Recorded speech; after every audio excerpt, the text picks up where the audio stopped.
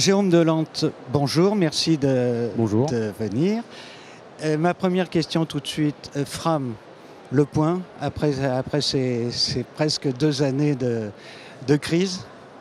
Alors, Fram va pas si mal, si on peut le dire. Évidemment, on a subi les effets de la crise comme tous les acteurs du marché. Maintenant, quand on fait le point en sortie d'été, on est assez content de notre performance puisqu'on a fait entre moins 20 et moins 25% par rapport à l'année 2019. Donc on est assez satisfait de ça, on est même plutôt content de notre performance, sachant qu'on a eu beaucoup de réservations en dernière minute. Alors pour 2 principales raisons. La première, c'est une fenêtre de réservation très courte puisque les agences de voyage n'ont rouvert que le 19 mai pour les départs de l'été.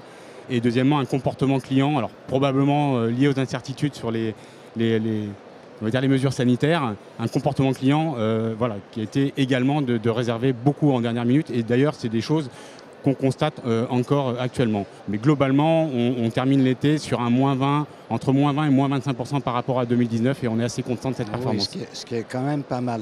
Et puisque vous parlez de comportement des clients et vente de dernière minute, pour l'hiver, ça risque d'être un peu compliqué dans la mesure où le long courrier reste plus ou moins incertain.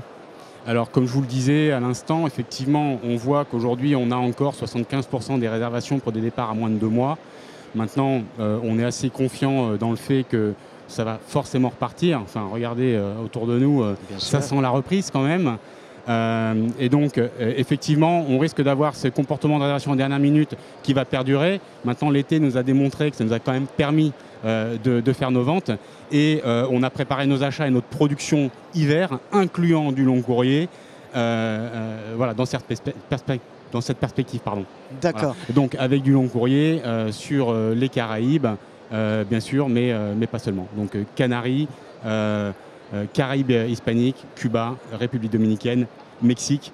Donc on va jouer sur tous les tableaux long courrier. D'accord. Question plus personnelle, Jérôme Delante. Passer de Thomas Cook et son histoire à Fram, quel effet ça fait? On n'a pas le temps de se reposer, puisque effectivement, moi j'ai rejoint le groupe en janvier 2020. Juste à la veille de la crise. Donc ça fait un effet de continuité, oui. Mais pas de problème. Vous savez, Thomas Cook était une vieille et belle maison.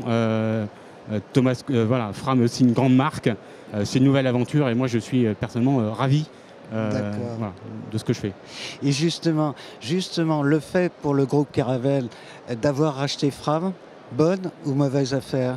Alors, bonne ou mauvaise affaire. Alors déjà, vous venez de le dire, j'étais pas là à l'époque du rachat. Donc j'ai tendance à dire que pour ce que je vois, il n'y a pas de regret.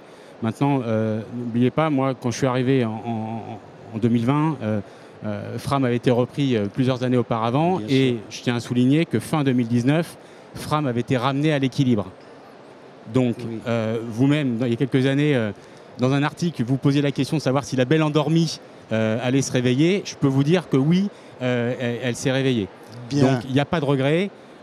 Et je voulais juste conclure là-dessus. Moi, j'ai rejoint le bateau, j'étais sur le pont au travers de toute la crise. Et quand je vois ce que je vois en termes d'équipe de direction, de motivation des équipes et d'attachement à la marque, de compétences autour de moi, je pense que Fram va sortir de la crise plus forte que jamais. Bien, Voilà. c'est tout le mal que je vous souhaite. Dernière question. Vous avez récemment bénéficié d'une levée de fonds. Est-ce que vous avez suffisamment ou est-ce que vous allez encore continuer à demander du fonds avec... Alors, pour répondre clairement à la question, nous avons suffisamment et on a la chance en fait d'avoir un actionnaire qui est le fonds Equistone, Oui. anciennement Barclays Private Equities, qui fait confiance, qui connaît l'équipe dirigeante depuis de nombreuses années et qui connaît la versatilité de notre secteur. Et donc, qui a tout à fait appréhendé ça et donc qui nous soutient. Donc, de ce point de vue-là, on est confiant et on a le soutien d'un actionnaire robuste. Eh bien, Jérôme Delante, merci beaucoup. Et puis, je vous souhaite le meilleur pour la fin. Merci beaucoup. Excellente fin de journée.